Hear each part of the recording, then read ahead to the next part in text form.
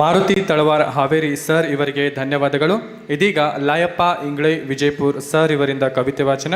ಮುಂದಿನ ತಯಾರಿ ಪಿ ನಂದಕುಮಾರ್ ಯಾದಗಿರಿ ಇವರಿಂದ.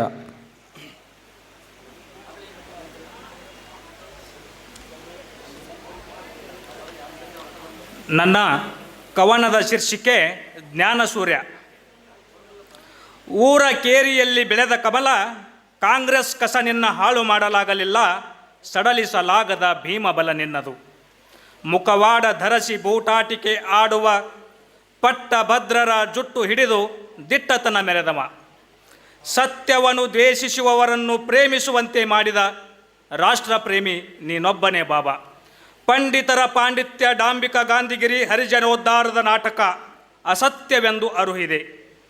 ಪಾರತಂತ್ರದಿ ಮುಕ್ತಿ ಕಂಡ ಭರತ ಖಂಡದ ಹಣೆ ಬರಹ ಬರೆದ ವಿಶ್ವ ಕಂಡ ಜ್ಞಾನ ಸೂರ್ಯ ನೀನು.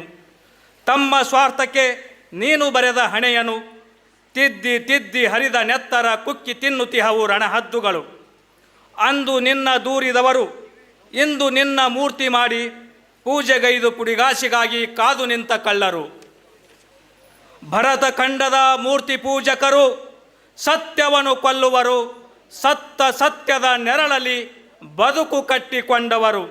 ನಿನ್ನ ನೆಪದಿ ಮೆರವಣಿಗೆ ತೆಗೆದು ಸ್ವಾರ್ಥ ಮೆರೆದವರು, ಬುದ್ಧ ಬಸವ ಮತ್ತು ನಿನ್ನ ನಡೆಯ ವಿರುದ್ಧ ನಡೆದವರು.